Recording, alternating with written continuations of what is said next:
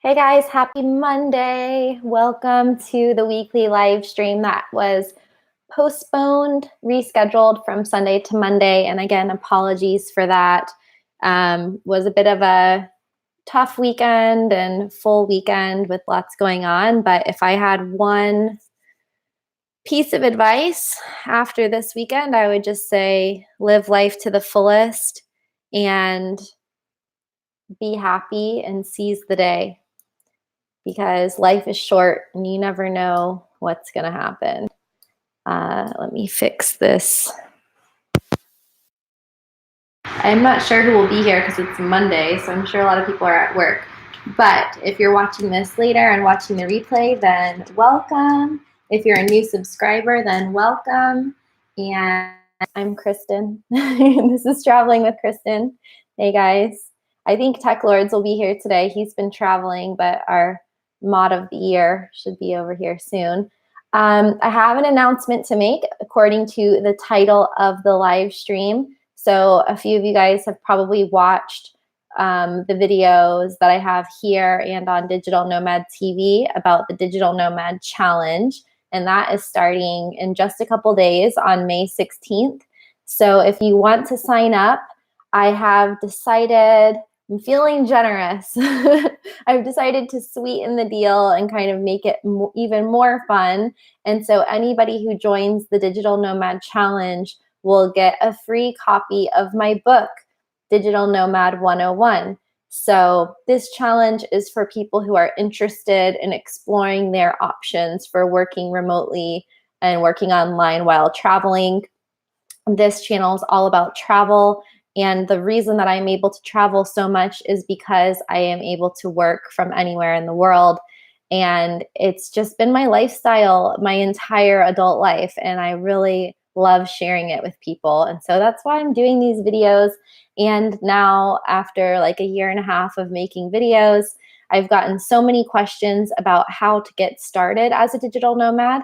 So I've put together this 30-day program called the Digital Nomad Challenge. So yeah, if you want to sign up, you can use the Traveling with Kristin code TWK to get $20 off, and you'll get a copy of my book when it's published later this year. So fun, fun, fun. Hi, Larry. I'll post the links for you guys if you want to sign up. I'll also post a link to my book so you know what it is. I need to create, I have a better page coming for that with more information, because I announced the book last year at the Nomad Summit. So here is the link for the Digital Nomad Challenge.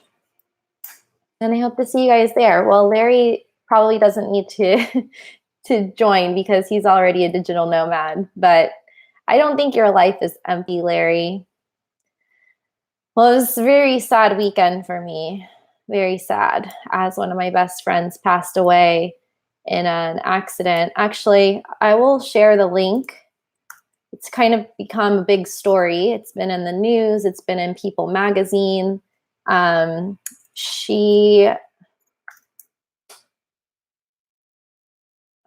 Let's see. She basically died having her 4th child. So she died in childbirth. And here is the news story about that. It's very shocking, very sudden, very tragic. And if you want to donate to her family, so her husband and their 4 kids are surviving, but the 4th kid is in intensive care, and we aren't sure if he's going to survive or not. So if you would like to support and donate, I'll put their GoFundMe page. They've raised about $158,000 so far, it looks like. I haven't seen any updates on the baby in a few days. So, but anyway, you can see pictures there and everything. Hi, Ahmed.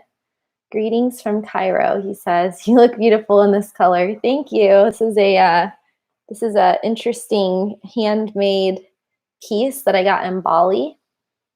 It's funny, you know, anytime I ever get a compliment on clothing, it always comes from a different country or some trip. And I like to, I don't have that many material things, but if I do buy something in a country, it's usually something useful, something that I can wear. And I could definitely show up in Bali or Thailand with nothing and just buy everything I need there because I love the clothing so much and it's so cheap.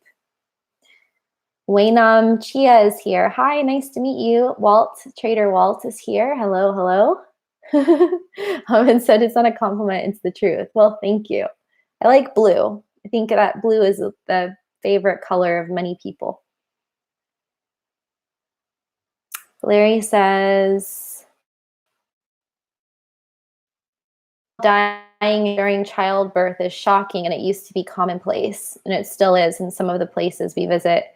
Yes, actually, from what I've learned, and I knew this before just from my travels and being familiar with insurance and things like that, from what I understand, the US has the highest mortality rate of women in childbirth of the developed world. So we're certainly very fortunate to not have to, well, we're very fortunate to have lowered the risk so much with advances in modern technology and medicine, but it still is a very real threat and very real in much of the developed world as well. So it's really, I know it used to happen much more commonly, but yeah, it's definitely not something that you expect these days in the US, especially I guess a mom who's very healthy. She was very health conscious, and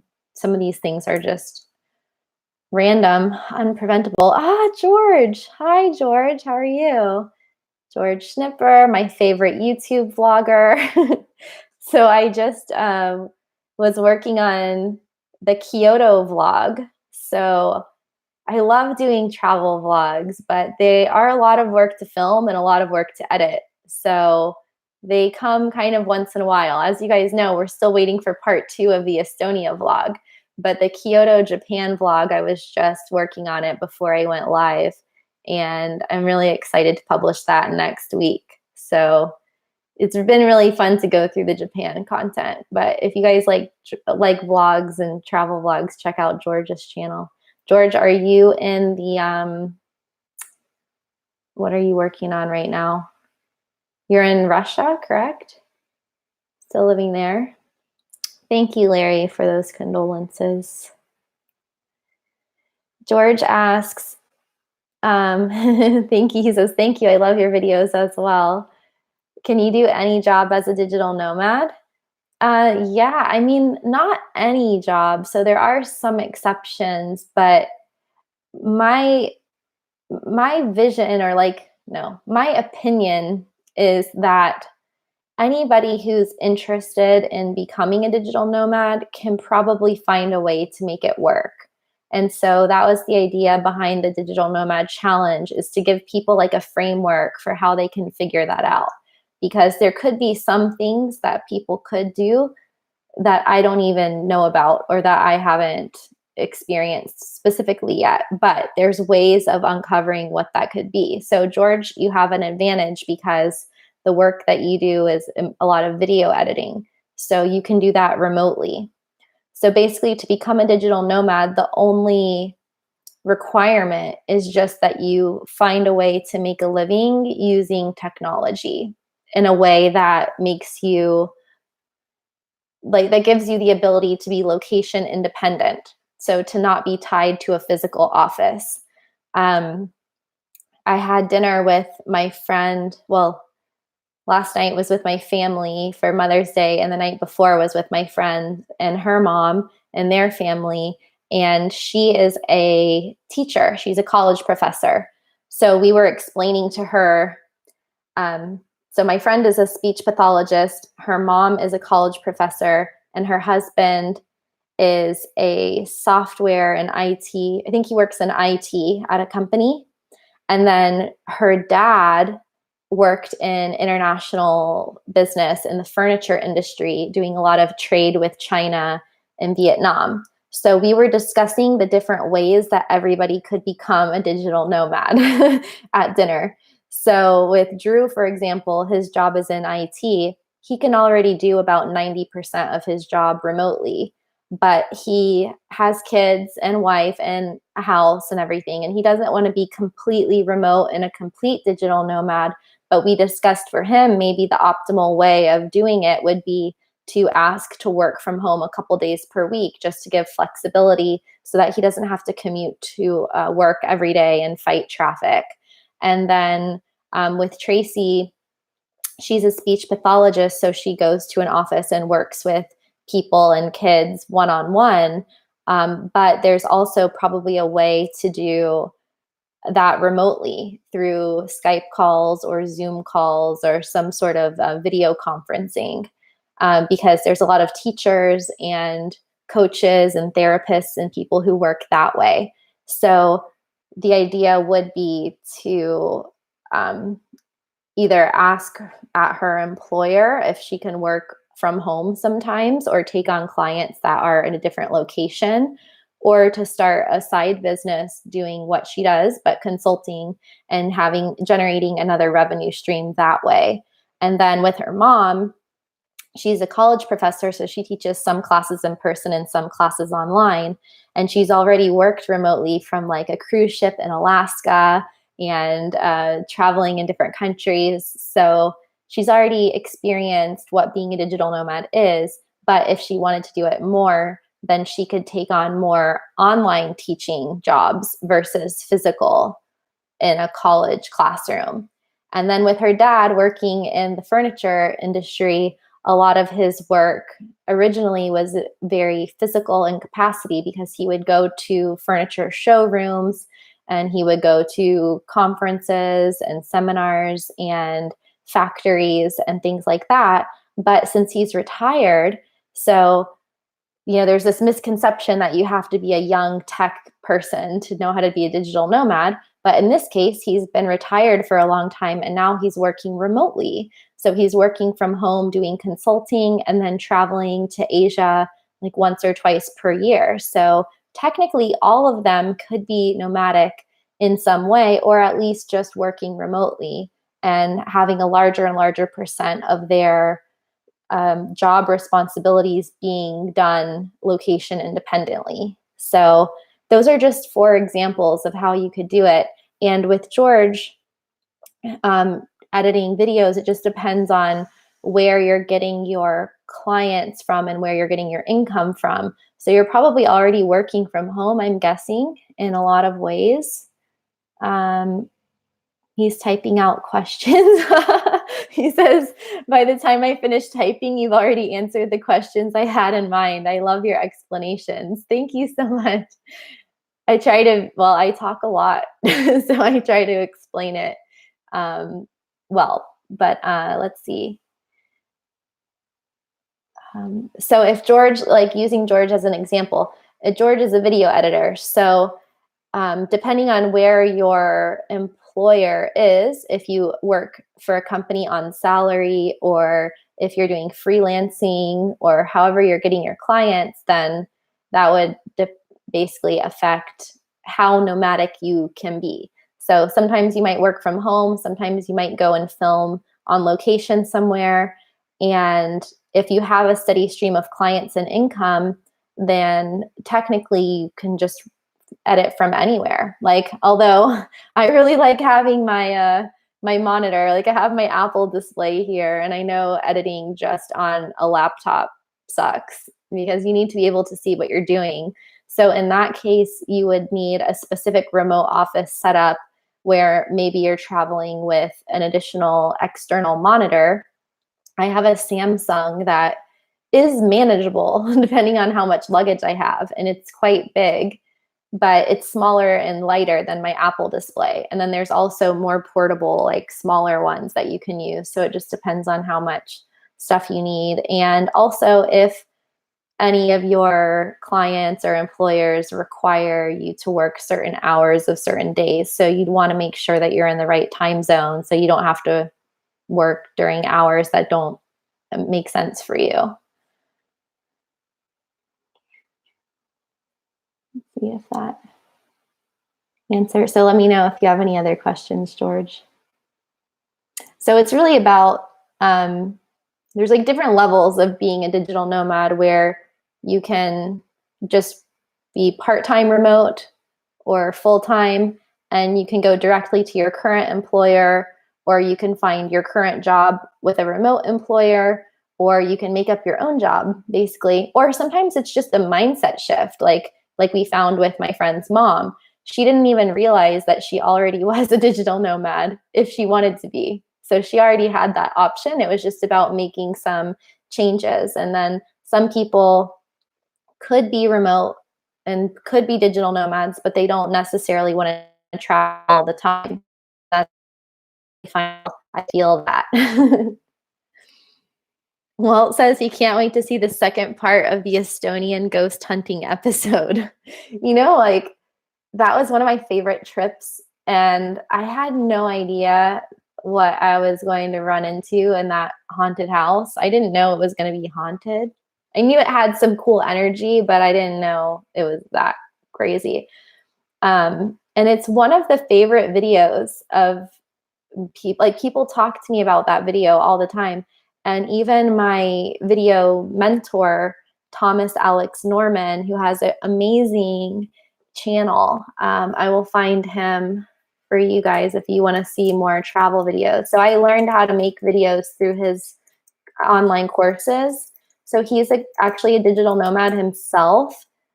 Well, he is a UK citizen who's living in Spain. So he has a home base, but he also travels a lot for work. So he works from home, he works for himself. He has different revenue streams coming from YouTube, coming from video projects, and coming from online courses teaching people how to make videos. So it's a really good example. Shout out TAN. There's Thomas's YouTube channel if you guys want to check it out. He has 218,000 subscribers, and well-deserved because his videos are of very high quality. But also George deserves more subscribers, so subscribe to George's channel too. Let me find George.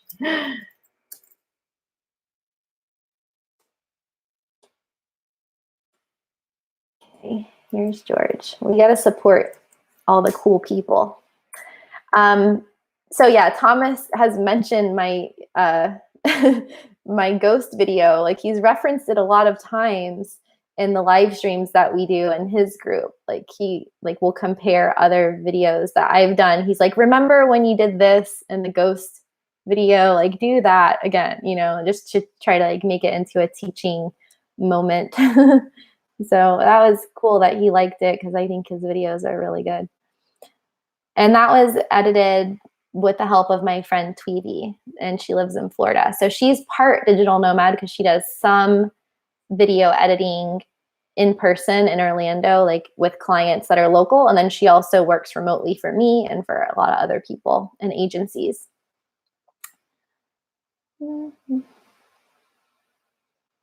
Ahmed said, what do you think about travel agencies? Is there a new idea for this domain in digital nomads?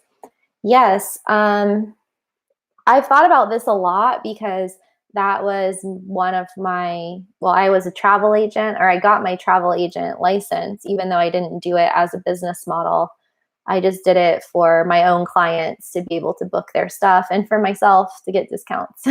But I do own some different domains and different websites about this because there's definitely a need for platforms to help digital nomads book travel in a more efficient way.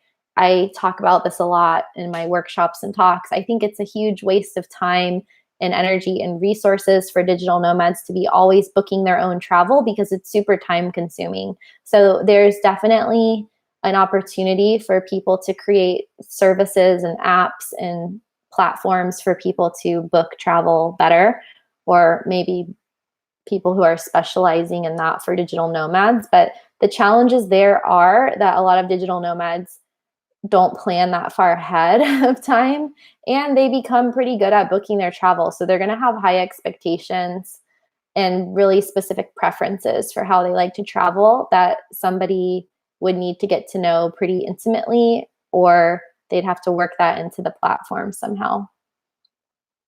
And also with rentals, there's a challenge where vacation rentals are more profitable for websites than long-term rentals. And most long-term rentals are found through agencies, real estate agencies, or classified platforms like Craigslist. Digital nomads need something in between. So it doesn't have the stability of a long-term rental from the perspective of the landlord, and it doesn't make money the way that vacation rentals do um, for property managers. So this is a really big challenge to create a solution for. Waynam says there are some who travel and make their income through YouTube. They don't have other jobs, but they barely make ends meet. Do you think this is risky, especially in the long term? I wouldn't say risky, but I think that it um, is just one of many revenue streams that people who are making money off YouTube can have. So I started this, like, doing YouTube, not with the intention of making it my main source of income, but just with the intention of learning how to create videos, being able to share my knowledge in a fun way, being able to engage with other people and making it like a teaching experience so that I could help people with all of the years of experience that I've had and that I've struggled with, because it's just such a complex topic. So I was thinking of, like, what are the best ways to help people with this? And I think video is a good way because you can share your daily, like, life and travel experiences and show what's possible visually. But then you can also do live videos, you can do all this other stuff with it. So, and it's been able, like, I've learned how to make, like, my own videos. For example, for the Digital Nomad Challenge, I can produce my own videos in my own, like, exercises. I don't have to hire someone to do it for me. So that's really cool. And I feel like a lot more self-sufficient that way. I did just monetize my channel, but the ads, like, revenue from YouTube ads is very low. It can just be one form of revenue when you have a mindset as a digital nomad where you don't necessarily just have one career and one source of income, but you have multiple sources of income. So currently, my main source of income is with my relocation company, where I'm doing consulting with people one-on-one to help them move to different countries. And then I also get income through affiliate relationships with, like, different sites that services that my clients use.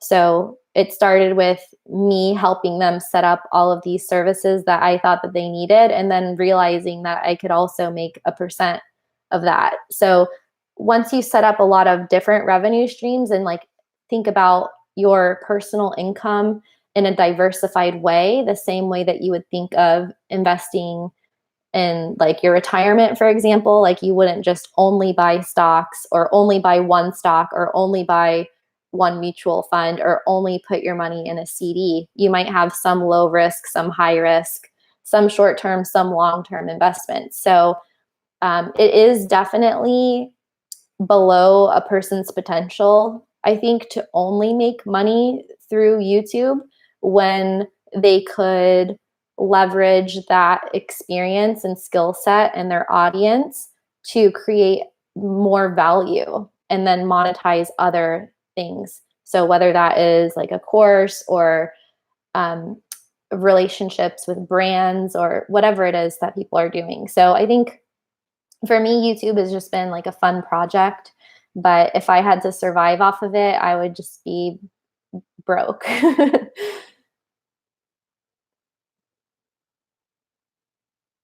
Yeah, and if you have the skills to create a YouTube channel that's successful, then you've probably learned enough skills to where, like, I could actually edit videos for other people. I could run Facebook ads for other companies. There's, like, a lot of skills that I've developed in creating a YouTube channel that I could freelance with. So that's also very valuable. Larry says he agrees that he thinks I'm right. It's probably right that telecommuting at home is a good first step to determine if you have the temperament, motivation, and discipline for digital nomadism, for sure.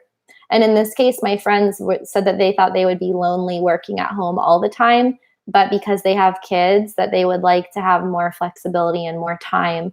So kind of find like a happy medium. And Walt says that he watched all of the Eastern European travel vlog episodes and developed the scaffolding, I like that metaphor, for going nomad in concert with medical and dental tourism. Very cool. So basically, Walt is going to be having medical procedures in Budapest and then go to Bansko, Bulgaria.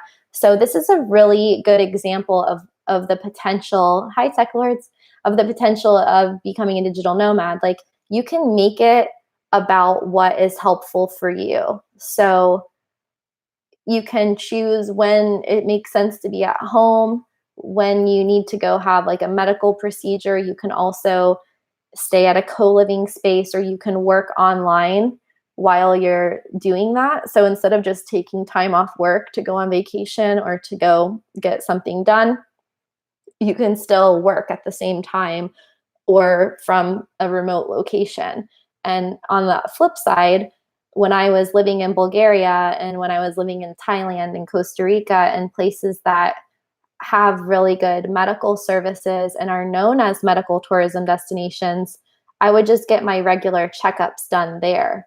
So like my annual physical I would have done, or if I needed tests, like before I used to have to get an annual like EKG and stuff like that. So I would get it done for like $20 in Nicaragua, and it would cost thousands of dollars through my insurance if I did it in the US.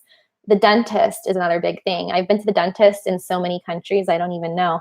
But it's one of those things, like a dental cleaning, you can probably get done anywhere and pretty affordably. So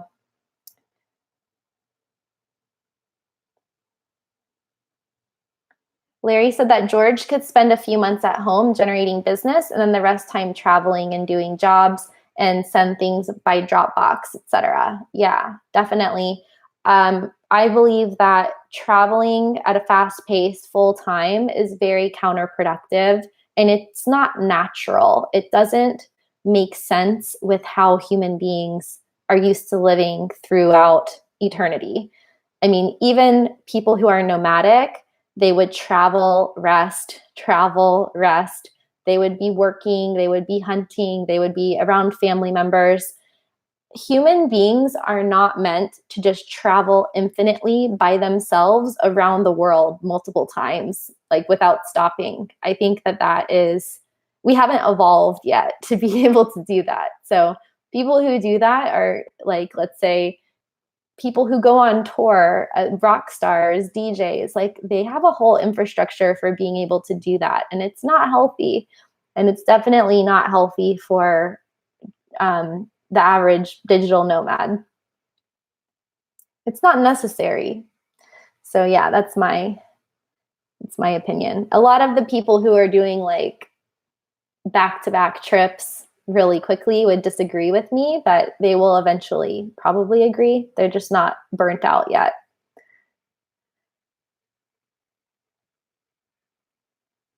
Walt's headed out to Europe in late July, early August. I think that's a good time to go because a lot of kids are going back to school. So a lot of the tourism is dropping off and things get less crowded, less expensive.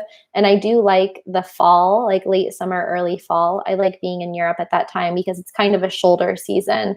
So that's one of the strategies I talk about in my relocation plan talk, which you can find on my channel. That was at Nomad Summit as well. You can find it on the Nomad Summit YouTube channel. I talk about planning your travel strategically so that you're going places during the best time of year. So avoiding peak travel times, you can save money that way. You can get better weather that way. You can get better flights. And I really like Europe in that time of year. It's still a bit hot in July and August though. George asks, how does one pick a country where a future digital nomad would want to move to? So I just saw Walt's comment below that. We'll get to that. So there's a few different strategies for choosing a place to go, and it starts with having a very intimate knowledge of yourself and what you like to do and what I call it your ideal daily life, like your ideal. We do some exercises in my workshops where we just design one's ideal work day and ideal leisure day. So that's going to look different for everybody. Let's say that when considering your work day, you're considering what time you wake up. Are you a night owl or an early bird? What hours are your peak concentration and focus hours for work? What are some requirements that are being put upon you, either by your business model or your employer? So you want to consider personal stuff, but also things that are like non-negotiable. Like if you have to work in a certain time zone, for example, poker players, a lot of them are playing tournaments, and the tournaments run on a certain schedule every week. That schedule is set by the poker sites, so they don't really have any influence over it. They can live anywhere in the world, but that's going to determine what time they're awake and what time they're working. So if the schedules are running like set for the afternoons in North America, that's going to be late at night in like maybe afternoons through evenings in Europe. And then that's going to be from like maybe 2 in the morning or something until like later in the morning if you're in Asia. So people who are in Australian time zones, Asian time zones, they're basically nocturnal. So those types of things could affect you as well. Like I met a guy in Japan who was working on Pacific Coast time, and he had to work very specific hours every day. So his lifestyle wasn't that good in Japan because the time zones were off. So you want to look at those sorts of things, and then also the time of year that you're going to be traveling. So you wouldn't want to go to Chiang Mai, Thailand during the burn season, for example, or like the monsoon season. And then you also want to look at your budget. That's a factor. And the housing situation, and also your personal life. So do you want to be around other people? Do you need to be around people that speak a certain language? Do you care about being in a community of digital nomads, or you don't care? Do you want to be around other foreigners? Are there any special projects that you want to work on or experience, like maybe cultural experiences or something that happens certain times per year? So that's another way that I will choose a destination. Like right now I'm in Florida, and the next place that I go is to Paris because I love Paris, but I didn't really have a specific reason to go there. And I don't really want to pay the high cost of living of being in Paris, but there's a workshop there that I wanted to go to. So I chose to sign up for that workshop and go to Paris during June, which is normally a time that I wouldn't go to France because it's expensive and there's lots of tourists and it's hot. But then I chose to go to Norway after that for different reasons. So I wanted to live at a co-working space or a co-living space with other nomads because I like to do that a couple times per year. So I chose the Arctic Co-working Lodge, and I chose the summer because I've never been in the Arctic Circle during the summer where it's like light all night long. So I wanted to experience that. And I also wanted to go there during a time where the weather's not so extreme. So going there during the middle of winter would be a lot different experience than going there in the middle of summer. So I have an infrastructure for this, George. I'm going to link you to it. This would be relocation plan.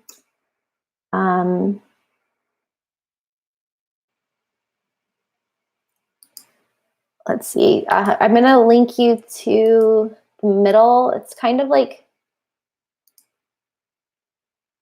let me see where it is. Step 4. So we don't even get to the destinations until the 4th step of my relocation plan because there's so many other parts of it to think about first when you're going to another country. I'll just link to the main video. I think there's no timestamps. If you skip to 20 minutes in, it starts with the destinations. But if the whole thing is 42 minutes, so if you start from the beginning, you can go through each step and you can make your own digital nomad relocation plan. And that's what's so cool about it. Walt says a good source is Nomad List. I agree. When you're evaluating destinations, Nomad List is a great place to get a list of places and get an idea of each place. But one thing that I have found is very inaccurate is the Wi-Fi speeds and the coverage and the cost of living is pretty off for a lot of the places. But it's very good to get like an overview of the countries. It's kind of crowdsourced information, but so I don't know who's getting some of it because it's really outdated. For Larry, he thinks that planning the travel is one of the most fun parts because it builds anticipation. Yeah, I agree. Traveling can be a creative exercise and a lot of fun, but it always requires a certain amount of time and energy and resources and research.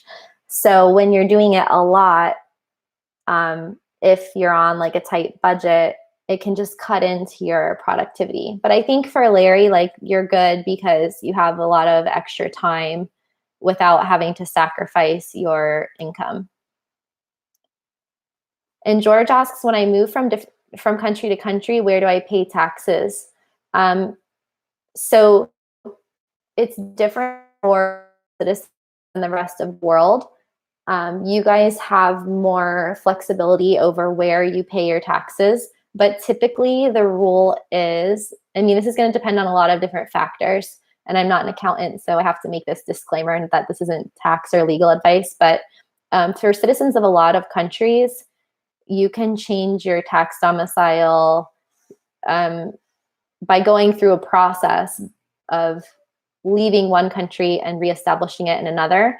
But usually it's going to be in a place where you're spending like at least 180 days per year and that you have some roots there. You have a house there, you have a business there, you have bank accounts there. You need to show proof of changing usually. But then there's also, it depends on the nature of your business as well. For me, I don't have many options because I am a US citizen and we're taxed on our citizenship rather than our physical residency. So I pretty much will always have to pay taxes in the US to some extent for the rest of my life unless I give up my citizenship. So I just keep my business operations. I have some in the US and some in other countries, but we have to declare everything that we have. And then there's ways of like making certain deductions depending on how our business is set up around the world. So if you're just moving from country to country for a few weeks at a time or a couple months at a time, it's probably not worth making many changes to your business structure. It's something that should be done strategically on like a long-term basis. And then you can keep it set up that way while you're traveling around without having to worry about it.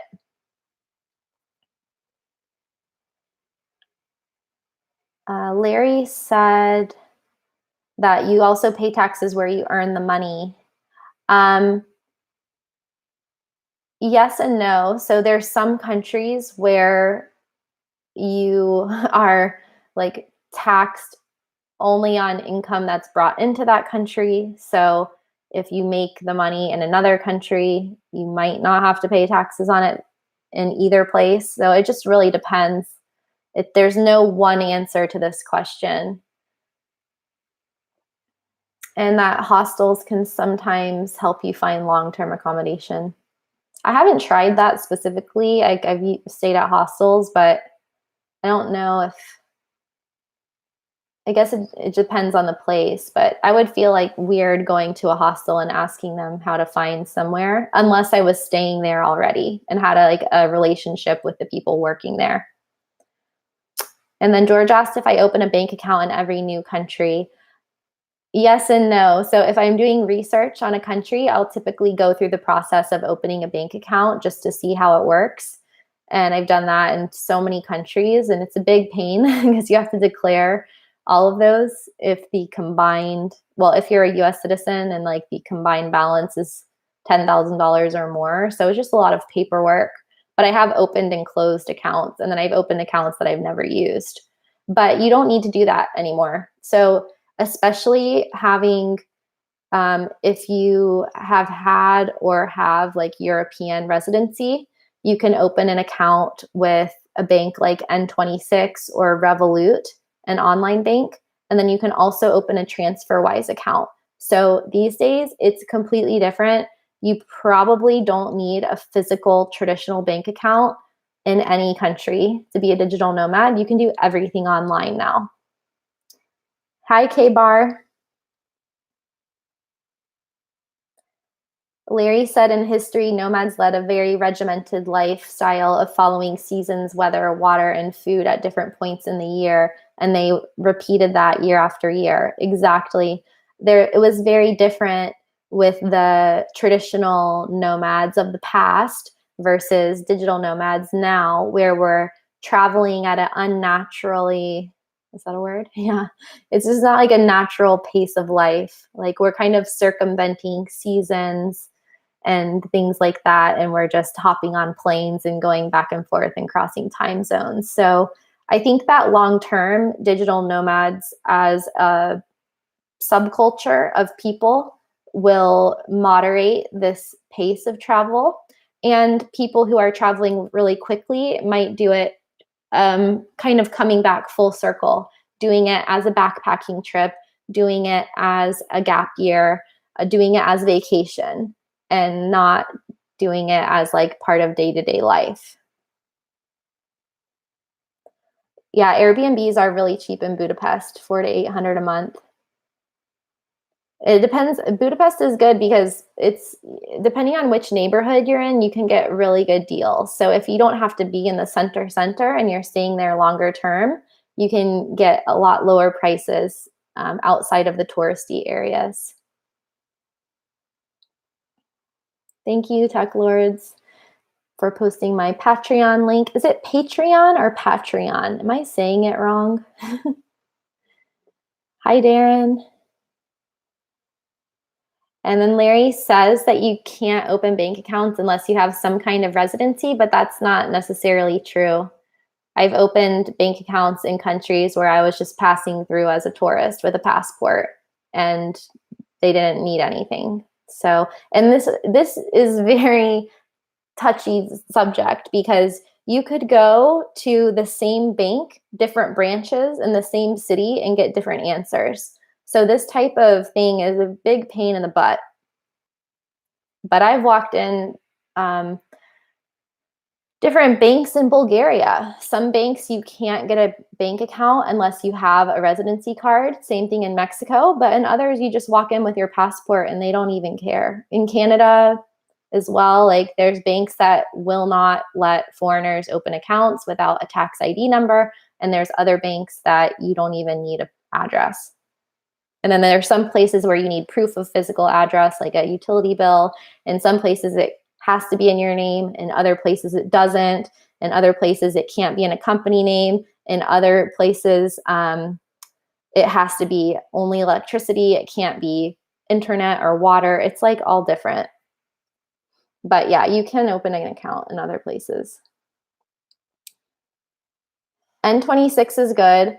I have an N26 account from living in Amsterdam, and they are coming to the US too. But you don't necessarily, like I don't even have residency in the Netherlands, but I was able to open an N26 account when I was living there because I had an address.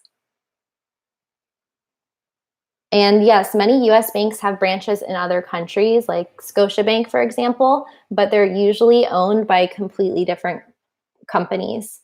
So there's not necessarily any sort of communication between banks, like a Scotiabank in Canada, a Scotiabank in the US, a Scotiabank in Mexico. There could be absolutely no connection besides the sign and the colors. On the other hand, there are some banks like TD Bank, for example, where if you have a TD Canada account and a TD US account, you can link them together. Same with BMO.